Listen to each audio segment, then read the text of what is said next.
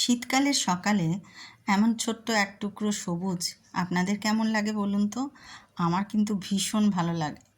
আর শীতকাল পড়লেই এই যে ধনেপাতা, পালং শাকের গাছ যখন ছোট ছোট করে নতুন করে গজায়, প্রতিবারই বাগানে, অনেকের বাগানেই আমার ছোটোবেলার কথা মনে পড়ে। আমার মাও এরকম শীতকালে ধনে, পালং শাকের বীজ এগুলো মাটিতে ছড়িয়ে দিত, আর কদিন পরেই খুব সুন্দর এরকম ছোট ছোট গাছ হতো।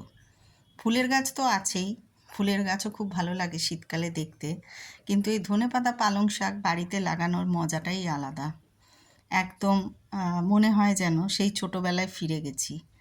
এত ভালো লাগে দেখতে শীতের এই সকালটা, কি বলবো।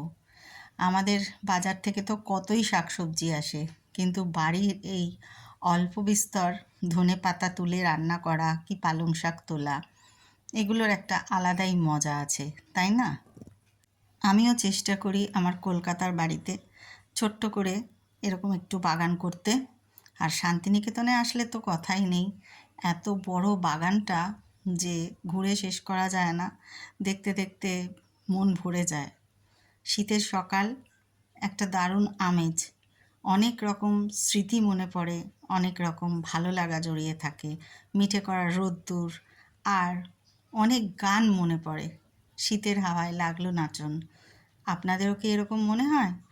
সবার কেমন কাটছে শীতটা জানাবেন কিন্তু। আশা করে থাকবো আপনাদের কমেন্টের।